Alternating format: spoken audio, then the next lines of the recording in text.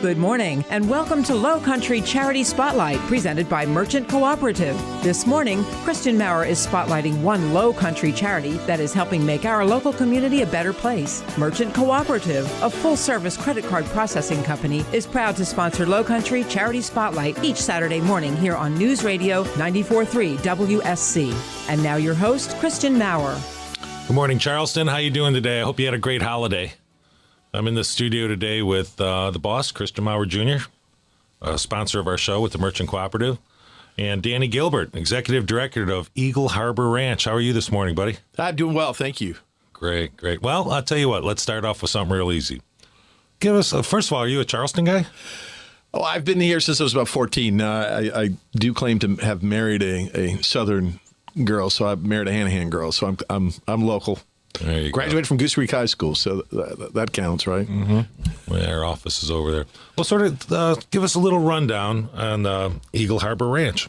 Well, Eagle Harbor Ranch is of course, it's a nonprofit, but it's a licensed group home, and we're taking care of kids that are typically referred to us by South Carolina DSS. So we have a contract with the state that pays us per day per child. We have an incredible facility that we take care of the kids.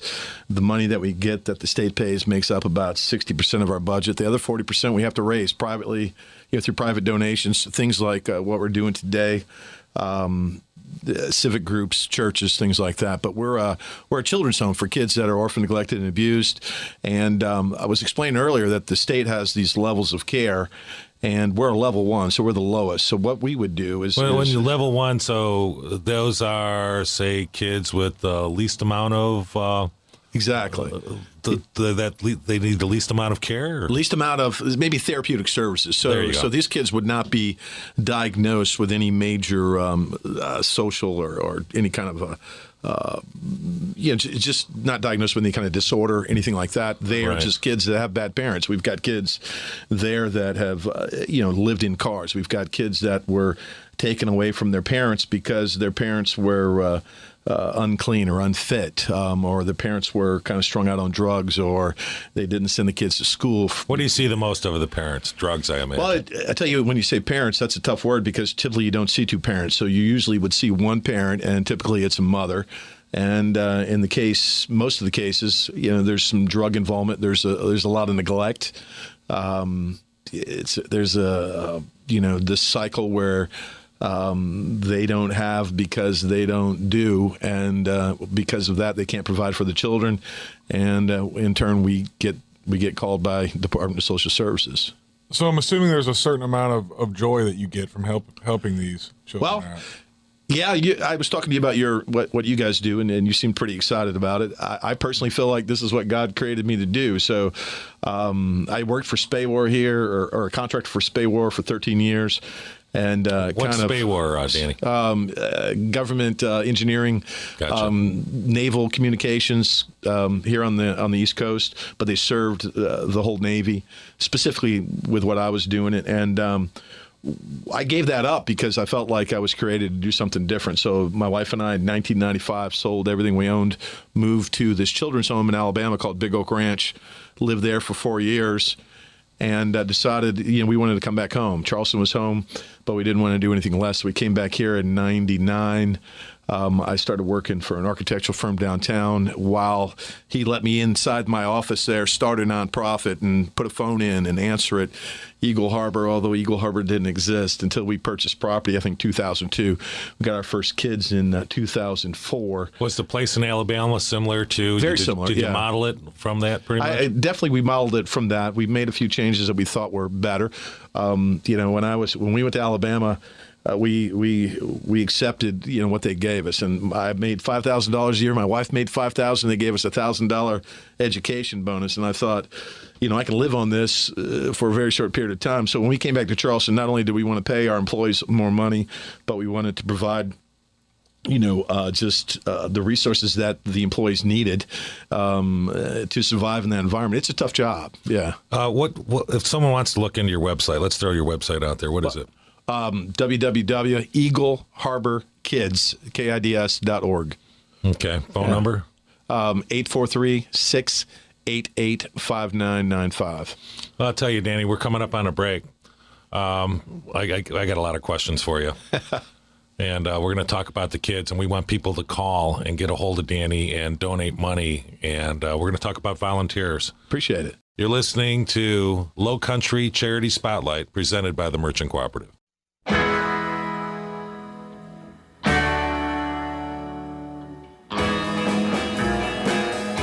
Back in Charleston with Danny Gilbert. What a nice guy. You know, I just met him about 15 minutes ago, and it's like I've known him all my life. You know, Christian, look, is this a nice guy or what? He is. Eagle Harbor, 60% of your money comes from the state. Right. Where does the rest of the dough come from? Well, it's sometimes it doesn't come from anywhere, and you struggle. But you beg and plead, and we send out plea letters. We work with civic organizations. We work with churches, private donors, and try to make up that 40% that we need. Are you affiliated? Is this Eagle Harbor affiliated with the church? Well, no, I don't think that any one church could probably carry the burden. And, there's a lot of people, it doesn't really matter what religion or what church you go to. There's a lot of people that care about kids, and that's really what matters most. So we've got a lot of different churches, different, again, civic groups and things like that we try to get plugged in with what we do, volunteer, and things like that. So. Okay. So on a daily, I would say, let's say a monthly basis or quarterly basis, however you want to put it, how many new children are you getting? And how long do you and how long do you house them for once you? Well, those are great questions. And we talked a little bit about your wife. You used to work with Department of Social Services, so she would know some of these statistics. In Charleston County alone, the average 15-year-old in foster care is moved 5 times a year. That's every 2.5 months, which is horrible. It is. For us, right now, the average stay for a child at Eagle Harbor is roughly right around 18 months. Used to be longer, but DSS, Department of Social Services, is trending and trying to get the kids put back into the homes where they came from quicker, or into a family home or other settings. Sometimes they move a little bit too fast, and it's not the best for the child. But for us, it's roughly 18 months. Mm-hmm. So after that 18 months, you interview the parents, you talk to the parents, or DSS does that and they kind of come in and just swoop them out? Yeah, great question. So what happens if Department of Social Services, DSS, comes in and takes a child, they do an assessment, and they might tell the parent, if you clean the house, if you get a job, if you take these parenting classes, if you take these alcohol and drug abuse classes, if you do this, then we'll give you your child back. Right. Typically, it's not that complicated, but for the parent, a lot of them don't follow through, and then they do this thing, TPR, they terminate the parental rights, and at that point, then the kid can go up for adoption. So that's what happens. You asked earlier, how many kids come through. We don't. It's tough to say for us because we don't cycle a lot of kids through. Mm-hmm. We don't. We keep kids for a long time because we like the idea of just pushing, giving them the tools and the things necessary that they need to succeed. So we keep a child when he pushes the boundaries a little bit. We'll keep them until they kind of learn that what we're trying to do for them, give them the tools and the resources that they need to kind of make it in life. So we keep them a little bit longer than anybody else. Some consistency. I mean, when you said earlier, geez, they're moved every 2 months. Right.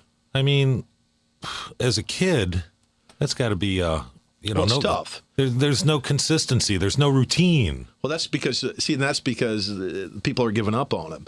The parents gave up on them, and then they put them in foster care. And then you got a foster parent that says, and not all foster parents are bad, don't get me wrong.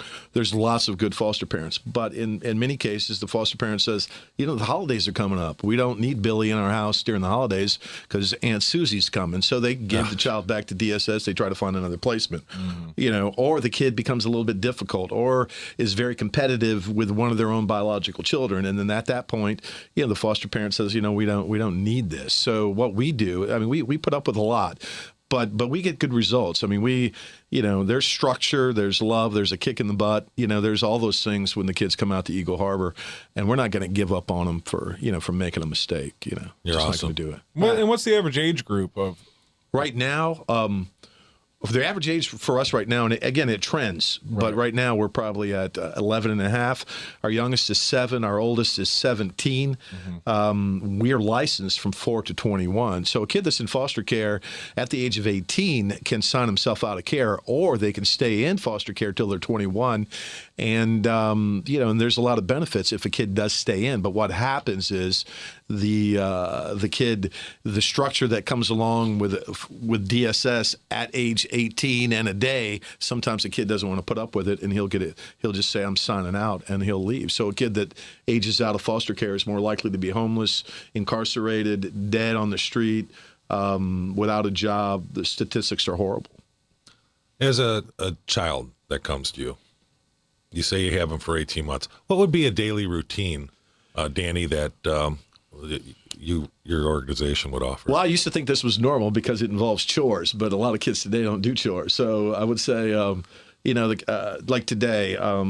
Today isn't a normal day because of the cold weather delay. But a normal day, school day, they get up at 6. They got chores. They probably sit down about 6:30, 6:45, have a meal at our particular place. There's typically a moral devotion that's kind of shared, and then the kids go to school. Our kids go to Berkeley County schools. They go to Cane Bay Elementary, Middle School, and Cane Bay High School. How do they get there, bus? Well, no, we're not going to put our kids on a bus. That's just another one of those variables that, we don't need that. How many kids are there now? Right now, we're licensed for 16.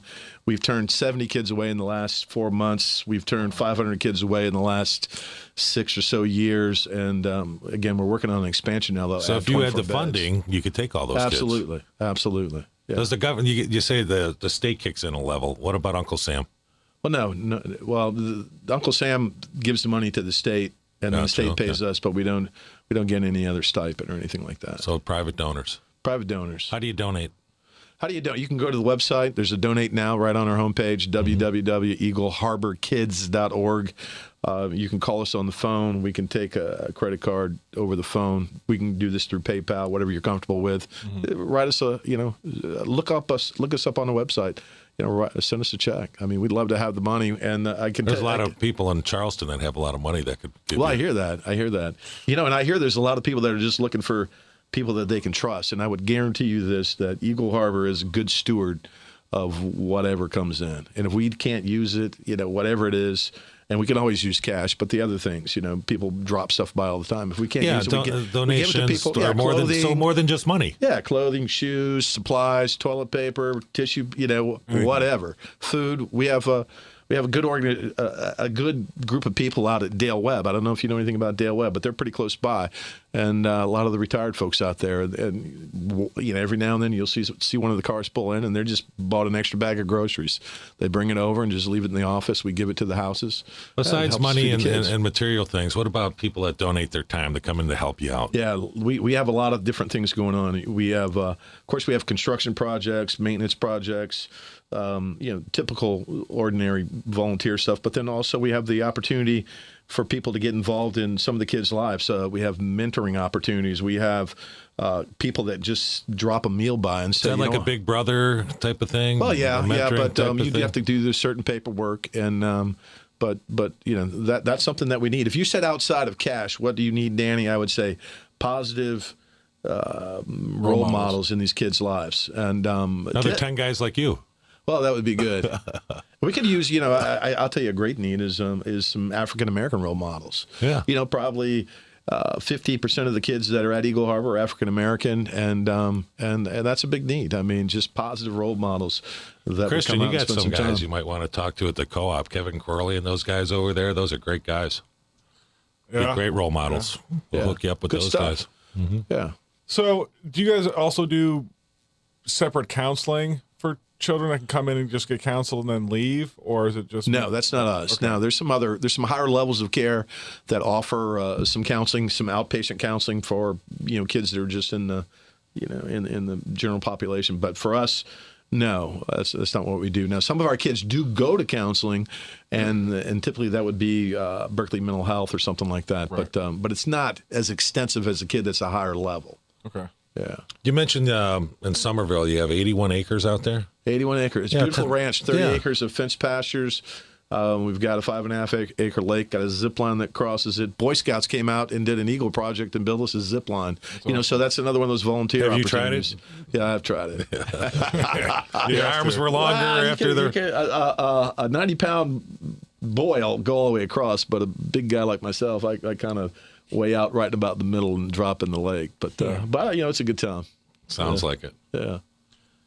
Well, I mean, I've had some experience with, my wife working in social services, and I've heard some of the stories and situations that some of these troubled children have been in. What would you say the percentages are of the ones that really want help, that really appreciate the help, compared to the ones that just are kind of going through the motions and waiting, I think deep down inside, they all want help, but there's some pride in a lot of the kids, especially the teenagers, where they don't feel like they need anybody. Right. But can't they? Of course. It's almost with every teenager. Exactly. Yeah. And it's more so in this environment because a lot of the kids come in and say, "Listen, I've been living on my own since I was 10. Why do I need you to tell me when to go to bed when I've been caring for myself, or I've been taking care of my brothers and sisters who are younger than me?" So, but I would say to the answer is that everybody genuinely wants to do good, and that's why we stick with the kids when they tell us they've had enough. They really haven't had enough, and we just get in there and grind it out. We're going to love you, right. But if you want to be here and you want us, I explained to them, it's like a tool belt. You stay here for long enough, we're going to fill that tool belt up with tools. Exactly. And let me do that, and your life will be so much better and so much simpler. You said earlier trust. Yeah. And it's got to be, and I don't have too much experience, I mean, I have, and I've donated a lot of time and been around that, but that trust factor built with these kids, once they learn to trust you, that's really probably the hardest thing you do, isn't it? To build that trust. And then you also mentioned a couple other families and houses on the farm. Yeah. So they trust, Mr. Danny I'm like the principal. So, right. Because the direct care comes from, we have two houses. Each house is about 4,700 square feet. And there's a married couple that live in that house and believe it's their God-given purpose to be there. So it's a full-time job. And so the kids get in there and it takes a while for them to trust, to trust and to open up, to be intimate. And I explain what intimacy is with a lot of the boys when they come into my office. These boys are kids that want to carry the burden or carry their junk with them everywhere they go, and at some point they have to release that. They got to let it go. Yeah. And we talk about that, and that's only through trust. It's only through relationships that's possible, and that's those mentoring relationships. Mm-hmm. That's relationships with some of the staff that we have. Sort of move them out of the past. Yeah, exactly. Yeah, have you heard the? That I always tell them, that's why you're looking through in a car, you're looking through the big windshield, huge. The rearview mirror is so small because the past is really, it's really meaningless. Let's concentrate on the future. So we explain that to them. Sometimes that works, sometimes it don't, Talking about the future, to all the listeners out there, if you have a couple extra spare bucks, or you want to donate or put some of your time towards a good cause, you can contact Danny. And Danny, contact us. Call us at 843-688-5995, or go to our website, Eagle Harbor Kids, KIDS.org. What events do you got coming up? Well, April 24th, we have something called Lowcountry Wing-A-Palooza. It's going to be at the Bus Shed. It's all the wing restaurants, and hopefully all the wing restaurants in Charleston compete. Where's the Bus Shed? Not that. It's at the Visitor Center, where they drive the big visiting, the tour buses through. Yeah, Wings. So you rent that venue out. It's kind of an outside venue. The restaurants can still cook their food there, and it's hot, and they can serve it. So you'll pay X amount of dollars to get in. There'll be live bands. Cool. And I think there's going to be beer, and then there'll be wings. So, Jeez, beer and wings. That's what really drives the South down here. Let's not kid ourselves. Yeah, and then we do a golf marathon once a year, and that's where we find crazy people that would commit to playing 100 holes, and we go out to Westcott. and the players typically get someone to sponsor them per hole. Oh, we do that. Christian's a scratch golfer. Do you know that, Danny? Well, you don't need scratch golfers. I need fast golfers. Somebody that play 100 holes, and you don't necessarily keep score. If it's 3 over, you pick it up. If it goes in the woods, you drop another ball. But we supply breakfast, lunch, and dinner. And if we get one player that's able to get 30 people to sponsor them for $1 a hole, they raise $3,000. We'll partner with Nike, Callaway, or somebody like that, and then they'll kick back in new set of clubs. Oh man, I tell you what, we're definitely interested in that. I tell you what, I'm really enjoying this morning, and we're going to talk more about the events when we come back. You're listening to News Radio 94.3 WSCFM.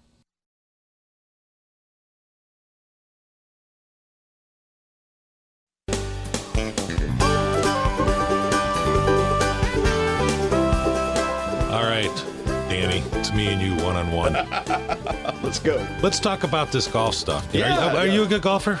No, but I don't have to be a good golfer because I play, again, in a tournament that's all about how many holes can I play. So at 3 over, you pick it up and it doesn't really count. I just try to get in 100 holes. You, again, you get people to sponsor you per hole. And we play at Westcott because they have 27 holes. And it's the best place to do a tournament like that. So if I get 50 golfers, I could really make or net $100,000 for the kids at Eagle Harbor. 50 golfers would commit to play in 100 holes and find sponsors to sponsor them per hole. And then now this is for the business owners listening, right?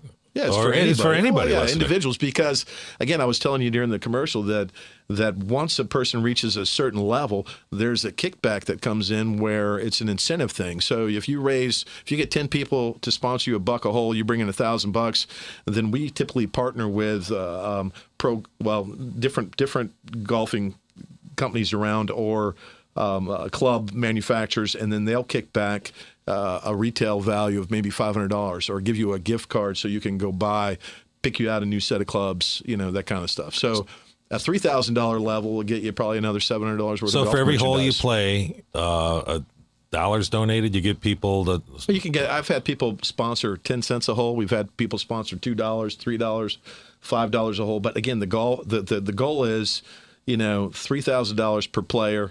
However they want to divvy that up. I've had a guy play 157 holes. I had one guy raise $16,000 just from his sponsors. Now, he was a company guy, and he worked in the purchasing department, and because they bought so much with his company, he leveraged all his vendors. Wow. He said, hey, you know what? I buy from you all year long.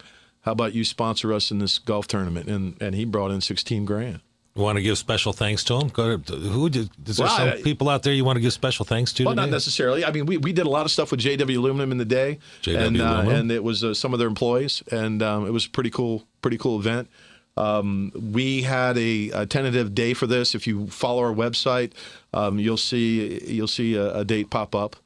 Yeah, go to that website. I played last week. The only 2 good balls I hit, I stepped in a rake on a sand trap. If I hit 2 in a row and they're good shots, I'm happy. I don't have to. So you have the outings. Well, of course, go to the website to see the rib thing, not the rib thing. Yeah, Wingapalooza. Lowcountry Wingapalooza. We're doing this golf marathon. We do a motorcycle run once a year. We call it a bike hike. So basically, we get people on a long ride, not from bar to bar to bar in all the traffic, but we call it a bike hike. Are you a biker, Danny? Well, I'd love to be a biker, but I'm a rental. I rent a bike now, so I'll rent a big Harley. I'll get it for the day. That way, I don't have to pay taxes and insurance on it. But I drive it for the day, and I hang out with the guys that ride in our ride. And we'll have 75 to 150 people, and we'll go to 3 or 4 state parks, and it'll be like a 200-mile loop. And then typically we'll have a sponsor that comes in and provides a lunch, and then we'll bring it back where we land at the boys' home, and maybe have. So if you want to be a sponsor, get a hold of Danny too. We're going to start to wrap up. Give me a story. Maybe if there's that one family or one child or something that sticks out that. A success story. Absolutely. I'll give you a story. One that hits home to you, heartfelt. Well, here you go. So today's a cold day, and all the kids knew that they weren't going to school this morning, and this happened a couple years back. The kids knew they weren't going to school the next day. They asked the house parents, "Hey, can we stay up and watch a movie?" So you got the house parent and their 3 biological children and 8 other boys, laying out in front of the TV, and because they're used to going to bed at a certain time, one by one they pass out. The house dad picks up his 3 biological kids, carries them, tucks them into bed. One by one, he kind of, brushes up against the boys that have fallen asleep, tells them to go to bed. But we have an 18-year-old, or not an 18-year-old. At the time, he was 17 years old, small fella, really small. He wouldn't get up. He pretended as though he was still asleep. So when the movie's over, everybody's in bed except for the 17-year-old. The house dad picks up the boy, carries him into bed, puts him down in the bed. 5 minutes later, the house mom walks into his bedroom, and she looks at him and she says, this boy's name is Charles. Charles, are you okay? And he says, for once in my life, I wanted to know what it felt like to be tucked in, to be put to bed. Oh, man, that's beautiful. And I'm telling you, at Eagle Harbor, that's what we do. We love kids. We give them things that they've never had before, experiences, and just yeah, that's it. Danny, that's a great story. And you're a great guy. And you know something, I learned a lot today. And anybody to associate with you is going to be lucky. And anybody to help these kids and what you do is really a good thing. Absolutely. And I want to thank you. And if there's anything the Merchant Co-op can do, us personally, we want to get involved in all those events. Okay, absolutely. Thank you. Everybody have a great Saturday. Danny Gilbert, you're the man. Thank you. You're listening to Charleston's first and only News Talk Radio, 94.3 WSC FM. Lowcountry Charity Spotlight is presented each week by Merchant Cooperative, a full-service credit card processing company that provides payment processing services to businesses all over the Lowcountry. Please help and support this morning's charity so they can continue their good works. Thank you for listening, and be sure to join us each Saturday morning at 7:30 here at News Radio 94.3 WSC.